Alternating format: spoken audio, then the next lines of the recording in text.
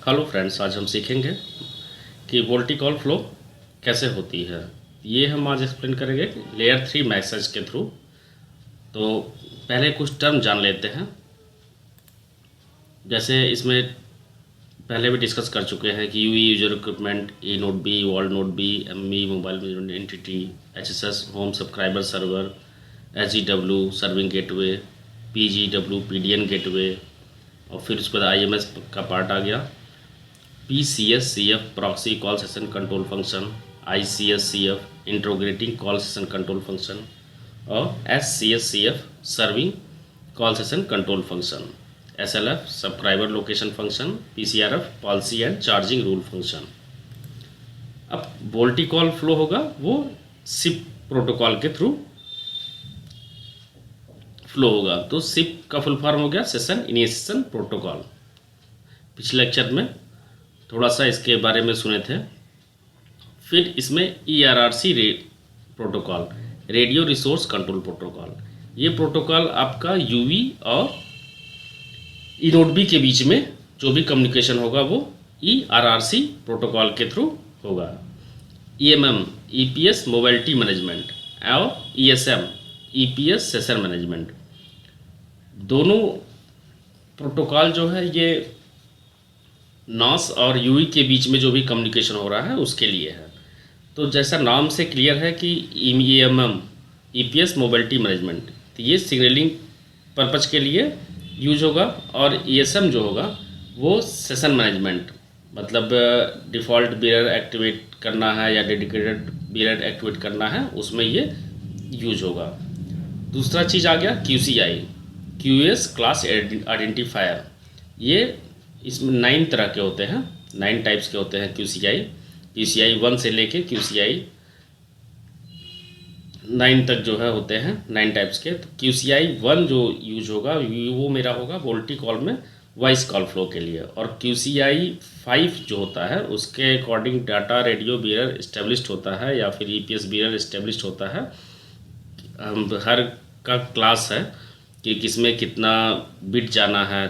QCI को actual में 2 part में डिवाइड करते हैं, GBR और non GBR, guaranteed bit rate और नॉन गारंटीड बिट रेट। उसके बारे में हम डिटेल में ज़्यादा नहीं पढ़ रहे हैं, बस हम इतना जान लेते हैं कि अगर हम सिर्फ सिग्नलिंग के लिए जो मेरा बीरर इस्टेब्लिश्ड होगा वो QCI 5 होगा उसका कोडिंग, और जब वॉइस कन्वर्जन होगा तो उसमें QCI 1 जो है बीरर मेरा इस्टेब्लिश्ड होगा।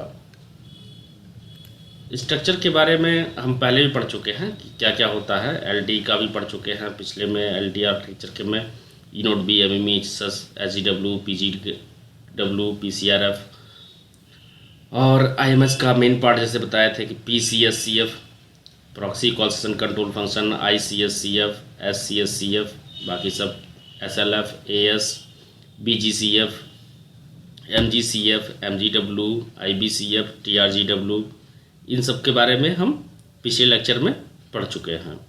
तो हम आगे आते हैं, हम इसको एक्सप्लेन करेंगे आपको मैसेज के थ्रू। अब वोल्टी कॉल करने के लिए हमको जो है, जो मेरा यूवी है वो तो वोल्टी कॉल सपोर्टेड होना ही चाहिए। तो वो प्लेटफॉर्म यूज करता है, LT नेटवर्क ही यूज करता है। वोल्टी कॉल भी LT नेटवर्क के थ्रू ही होती है, ठीक ना। उसका बस IMS में रजिस्ट्रेशन होना चाहिए। जब हमको वॉइस कॉल करनी है तो फिर वो IMS के थ्रू होके कॉल होगा। तो उसके लिए पहले हमको LT नेटवर्क में अटैच होना होगा। तो हम यहाँ चूँकि देख रहे हैं कि जो मेरा वोल्टी कॉल फ्लो हो रहा है वो उसको हम लेयर 3 मैसेज के थ्रू एक्सप्लेन कर रहे हैं कि लेयर 3 मैसेज में कैसे कैसे क्या क्या होता है। तो हम यहाँ लेयर 3 मैसेज की बात करेंगे। तो हम स्टार्टिंग में मान लेते हैं कि पहले मेरा जो यूवी है वो उस सेल में अटैच था, पहले से अटैच है। तो हम यहाँ रैंडम एक्सेस, रिस्पॉन्स और RA प्रियम्बल इन सब की बात नहीं कर रहे हैं। यहाँ हम देख रहे हैं कि यूवी मेरा को एक वोल्टी कॉल करनी है। वोल्टी कॉल करनी है तो वो क्या करेगा, पहले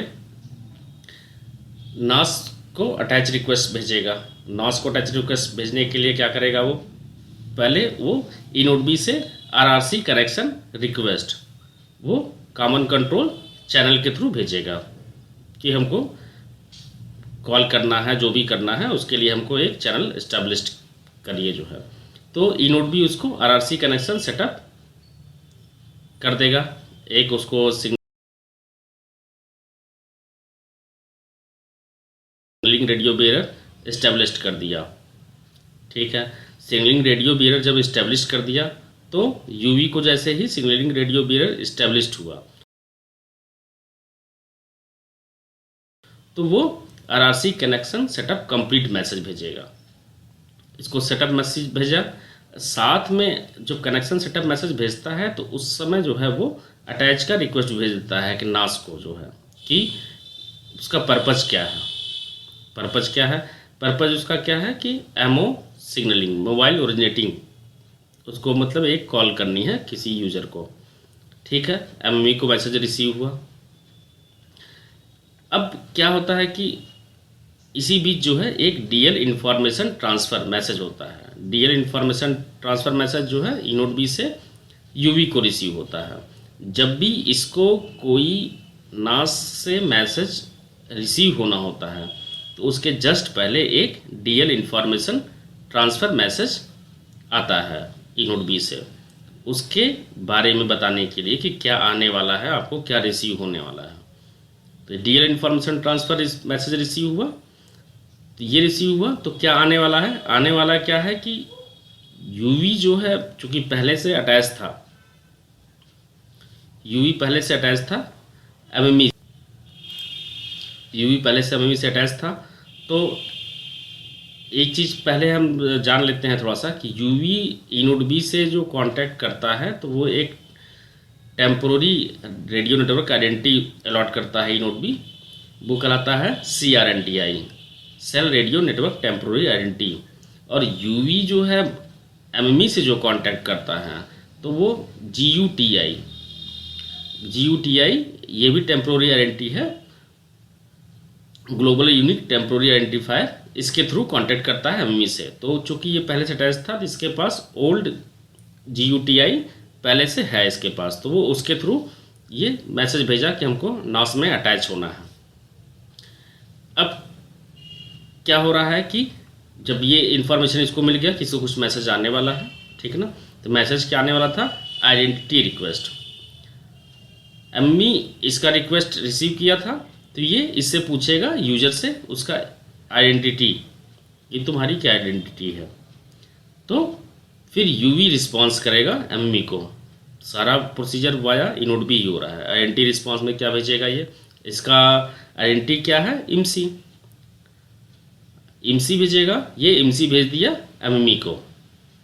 और जब भी यूवी जो है नास को कोई मैसेज भेजता है तो उसके बाद जो है यूएल इंफॉर्मेशन ट्रांसफ़र मैसेज भी साथ में भेजता है कि क्या वो भेज रहा है, उसके बारे में वो इन्फॉर्म करता है कि वो क्या भेज रहा है, क्या भेजा है, इसमें क्या भेज रहा है, इसमें क्या भेजा है।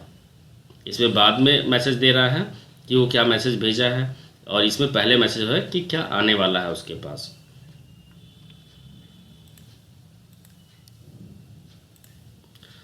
अब फिर DL information transfer message receive हुआ, मतलब फिर कुछ आने वाला है यूवी के पास में। यूवी के पास क्या आया? ESM information request. एमएमई इससे इंफॉर्मेशन जानना चाहता है कि इंफॉर्मेशन क्या जानना चाहता है कि प्रोटोकॉल कॉन्फ़िगरेशन जो यूज कर रहा है उसके बारे में, क्या APN यूज कर रहा है, ये सारी इन्फॉर्मेशन वो ESM इंफॉर्मेशन रिक्वेस्ट के थ्रू भेजता है। फिर यूवी इसको रिस्पांस भेजता है कि वो कौन सा APN यूज कर रहा है, कौन सा प्रोटोकॉल कॉन्फ़िगरेशन यूज कर रहा है, PDN कनेक्टिविटी रिक्वेस्ट भेजा है या फिर नहीं भेजा है। वो सारा इन्फॉर्मेशन वो फिर रिस्पांस में एमएमई को वापस दे दिया।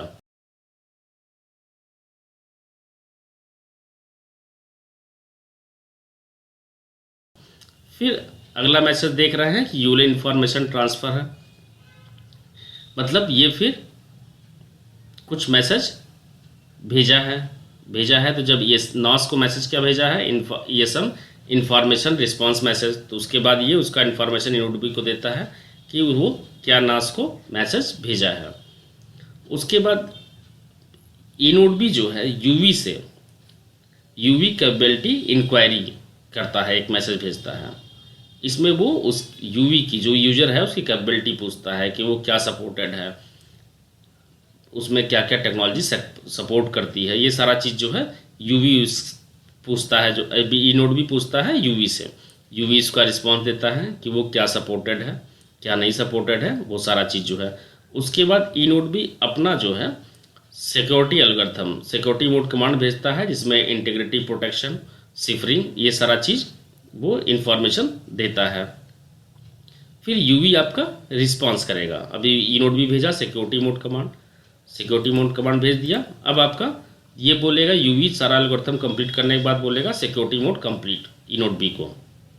फिर ई नोड बी बोलेगा आरआरसी कनेक्शन रिकॉन्फ़िगरेशन, मतलब एक आपको अलग से आपका कौन सा रेडियो बेरर अभी इस्टेब्लिश्ड है, अभी क्या करना है, उसके हिसाब से जो है ये आरआरसी कनेक्शन रिकॉन्फ़िगरेशन अभी जो है उसके अलावा चेंज हो रहा है आपका, तो वो चीज़ भेजता है। फिर यूवी रिस्पॉन्स करता है आरआरसी कनेक्शन रिकॉन्फ़िगरेशन कंप्लीट, डीसीसीएच ये डेडिकेटेड कंट्रोल चैनल पे भेज रहा है। साथ में क्या हो रहा है कि जब ये सारा चीज़ हो गया, रिकॉन्फ़िगरेशन हो गया, तो फिर नास से एक मैसेज आता है अटैच एक्सेप्ट कि अभी आप जो है नास से मतलब एमएमई से कोर नेटवर्क से एलटी कोर नेटवर्क से आप अटैच हो चुके हो। अटैच हो चुके हो तो फिर अटैच के बाद क्या होता है, अटैच जैसे पिछले हम लेक्चर में पढ़ चुके हैं, अटैच के साथ साथ जो है एमएमई जो है पीजीडब्ल्यू के साथ बेरर एक्टिवेट करता है, बहुत सारा चीज़ होता है। तो वो अटैच एक्सेप्ट होता है। साथ में एक मैसेज आता है activate default EPS bearer context request, इसमें ईपीएस बेरर आइडेंटिटी होगी, सारी चीज़ होगी, डीआरबी होगी। और जब ये रिसीव करता है तो फिर यूवी वापस नास को मैसेज भेजता है कि अटैच कंप्लीट हो गया है। नास को मैसेज भेजा तो यूएल इंफॉर्मेशन ट्रांसफ़र मैसेज भी भेजेगा कि वो क्या भेज रहा है। फिर ये मैसेज देख रहे हैं कि ई नोड भी जो है इसको आरआरसी कनेक्शन सेटअप मैसेज भेजा है। ये किस लिए भेजा है,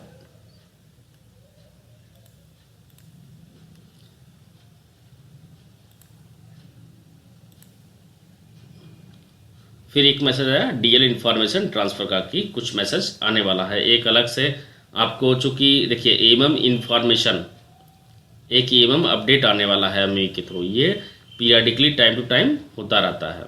इसमें आपका local time zone, universal time zone, day light saving scheme और बहुत सारी इन्फॉर्मेशन जो होती हैं जो यूवी को अपडेट करनी होती है टाइम टू टाइम जो है वो एमएमई पीरियडिकली भेजता रहता है। तो इसको मैसेज आया, उसके पहले डीएल इन्फॉर्मेशन ट्रांसफ़र मैसेज आया। तो एएमएम इन्फॉर्मेशन यूवी देखता है और वो जो चीज़ सपोर्ट करता है उसको वो अपडेट कर लेता है, बाकी का कोई वो रिस्पॉन्स नहीं करता है। ये सारी चीज़ें होने के बाद फिर यूवी आपको जो है पीडीएन रिक्वेस्ट भेजेगा, पीडीएन कनेक्टिविटी रिक्वेस्ट भेजेगा, किसको, एमएमई को भेज रहा है। उसके बाद यूएल इन्फॉर्मेशन ट्रांसफ़र भेजेगा कि वो क्या भेजा है, ई नोड बी को भेज दिया कि वो क्या भेजा है नॉस को मैसेज, ठीक ना।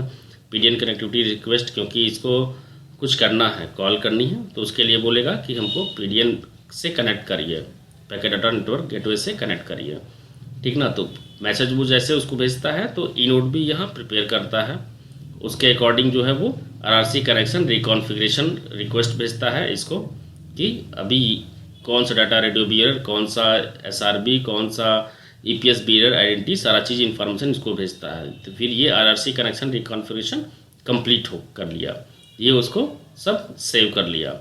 उसके बाद फिर जब ये कर लिया तो फिर ये आपका एमई जो है वापस भेजता है activate default EPS bearer contact request, इसको बोलता है कि ये चीज़ आपके लिए ईपीएस बियर आप एक्टिवेट है, ये पाथ आपके लिए रेडी है, इससे आपको कांटेक्ट करना है।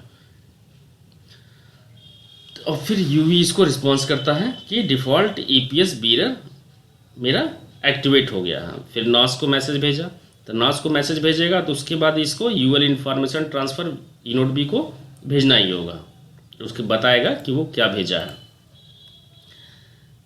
जब आपका एक बियर इस्टेब्लिश्ड हो गया, एमई उसको इस्टेब्लिश कर दिया, उसके अकॉर्डिंग QCI 5 की सिप सिग्नलिंग करनी है इसको, क्योंकि जब वो पीडीएन कनेक्टिविटी रिक्वेस्ट भेजा तो उसमें वो डिटेल बता दिया था। पीडीएन कनेक्टिविटी रिक्वेस्ट में जब भेजा तो वो बता दिया था उसको क्या करनी है, उसको बोल्टी कॉल करनी है। बोल्टी कॉल करनी है तो उसके अकॉर्डिंग जो है ये आपका ईपीएस बीरर एक्टिवेट हो गया। ये एक्सेप्ट भी कर लिया, उसके हिसाब से अपना सिंक्रोनाइज कर लिया।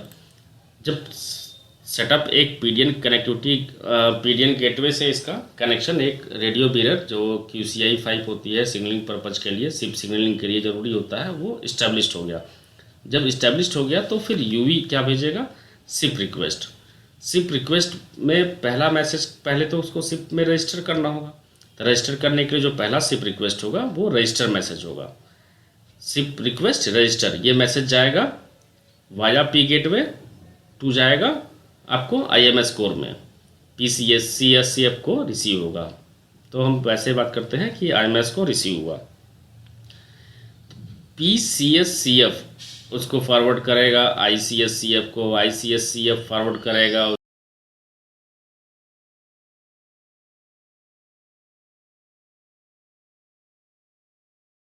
उसके करंटली जो भी सर्विंग होगा सर्विंग CSCF को, सर्विंग CSCF उसको एक चैलेंज भेजेगा HSS के थ्रू, HSS से कांटेक्ट करेगा। उसके बाद वो एक चैलेंज भेजेगा, चैलेंज भेजने के साथ उसको बोलेगा कि अनऑथराइज सिप 2.0 401 अथराइज्ड 401 मैसेज आएगा कि अनऑथराइज है, मतलब चैलेंज भेजेगा।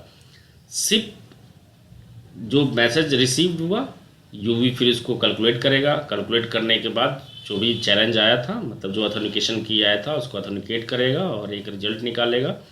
रिजल्ट निकलने के बाद जो है फिर सिप रिक्वेस्ट दोबारा से भेजेगा कि रजिस्टर करो। अब की बार जो चैलेंज वो दिया था, जो एक इक्वेशन दिया था सॉल्व करके रिजल्ट देने के लिए, तो फिर ये सॉल्व कर लिया और रिजल्ट वापस भेजेगा कि हमको फिर से रजिस्टर करो। अब चूँकि रिजल्ट कंपेयर करेगा IMS, रिजल्ट कंपेयर किया, रिजल्ट जब सेम रहेगा तो ये फिर वापस मैसेज भेजेगा कि हाँ अब तुम रजिस्टर हो गए, रजिस्टर हो गए। अब ये रजिस्टर हो गया, अब ये कॉल कर सकता है। अब वापस यूवी फिर क्या भेजेगा, जब इसको आ गया कि ये रजिस्टर हो गया है मैसेज, सिप 200 ओके आ गया है, तो फिर वापस ये मैसेज भेजेगा सब्सक्राइब, सिप रिक्वेस्ट भेजेगा सब्सक्राइब, IMS को भेज रहा है वाया जो है पीडीएन गेटवे। तो सब्सक्राइब मतलब क्या, सब्सक्राइब मतलब ये हुआ कि वो जिसको कॉल कर रहा है, कॉल पार्टी है, उसका प्रेजेंट इन्फॉर्मेशन ये डिमांड कर रहा है कि उसका प्रेजेंट इन्फॉर्मेशन क्या है, वो बिजी है, वो नॉट रिचेबल है, बहुत सारा चीज़ हो सकता है कि वो क्या है, वो सारा इन्फॉर्मेशन वो मांगेगा सब्सक्राइब करके। तो IMS उसको रिस्पांस भेजेगा ओके। ओके के साथ फिर क्या भेजेगा, सिप रिक्वेस्ट नोटिफाई, नोटिफाई करेगा ये IMS जो है। उसके बाद दोबारा से ये IMS नेटवर्क जो है इसको भेजेगा सिप रिक्वेस्ट नोटिफाई, नोटिफाई में उसको प्रेजेंट इन्फॉर्मेशन देगा, जिसको भी ये कॉल पार्टी का इन्फॉर्मेशन जो है वो नोटिफाई मैसेज के थ्रू देगा। मैसेज जब इसको मिलेगा तो इसको ये रिसीव करेगा और ओके रिस्पॉन्ड करेगा IMS नेटवर्क को।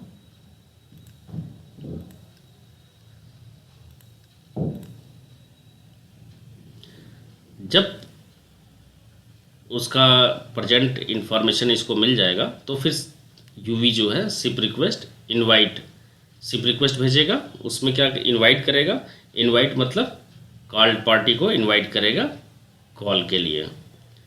IMS उसको रिस्पॉन्ड करेगा कि आई एम ट्राइंग, इधर ट्राइंग कर रहा है, ट्राइंग इसको मैसेज भेज दिया और आगे वो कम्युनिकेट करेगा। वो सेम IMS नेटवर्क का है, अदर IMS नेटवर्क का है, सेम का है तो ईजिली वो इस्टेब्लिश हो जाएगा कनेक्शन।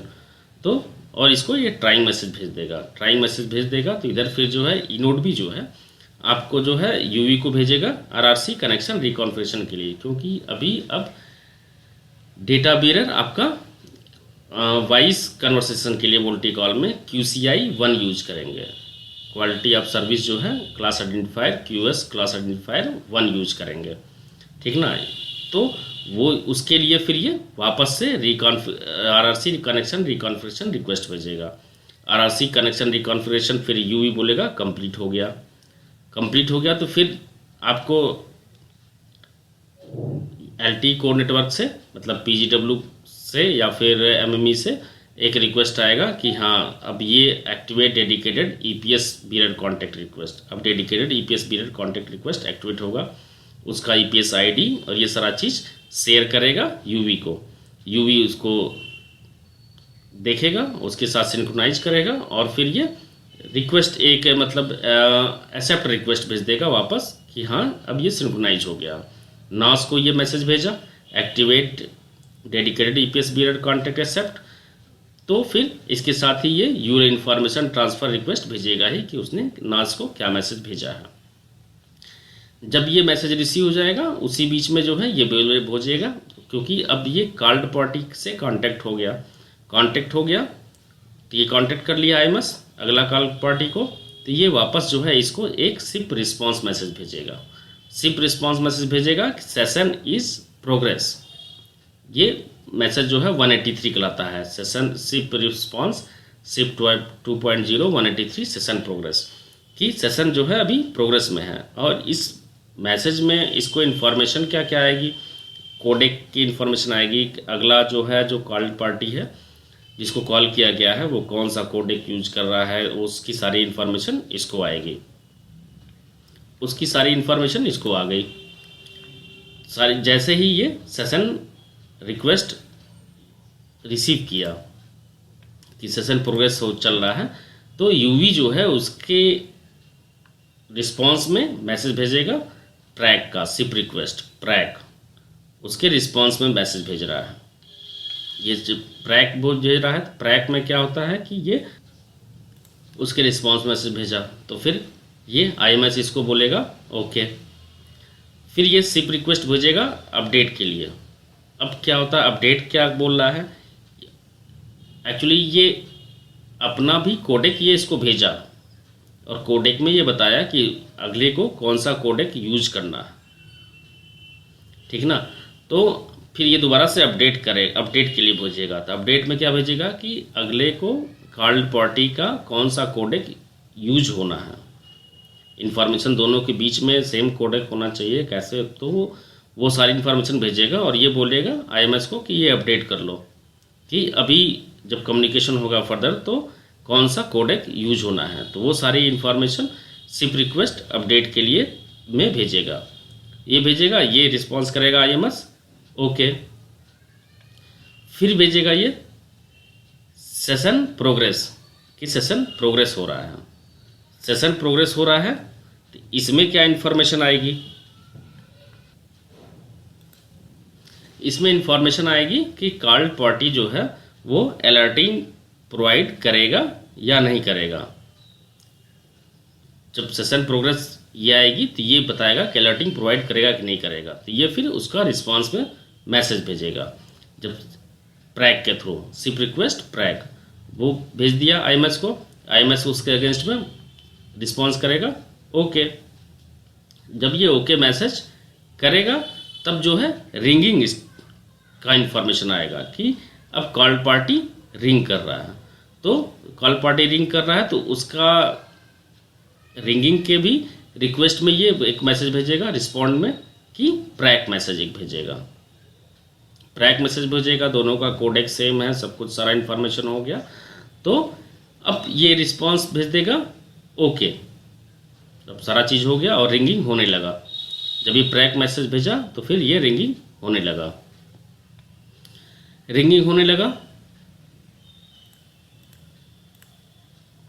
जब रिंगिंग होने लगा तो फिर कॉल पार्टी जब कॉल को रिसीव कर लेगा, कॉल रिसीव्ड हुआ तो फिर ये जो यूजर है ये एक एक्नॉलेज मैसेज भेजेगा कि अभी ये मेरा कम्युनिकेशन स्टार्ट हो गया, और दोनों में कम्युनिकेशन स्टार्ट हो जाएगा कि कॉलर और कॉल्ड पार्टी के बीच में। फिर जब कॉल्ड पार्टी अगला जो यूज़र जो है वो कॉल को डिस्कनेक्ट करता है, तो वो एक मैसेज भेजेगा आईएमएस को बाय सिप रिस्पॉन्स देगा, वो बाय मैसेज भेजेगा, वो मैसेज जाएगा आपको यूजर को, यूजर मैसेज को देखेगा, फिर बोलेगा ओके, और ये फिर रिस्पॉन्स कर देता है आईएमएस को, मतलब अभी कॉल जो है डिस्कनेक्ट हो गई, मेरा कॉल सेशन कंप्लीट हो गया।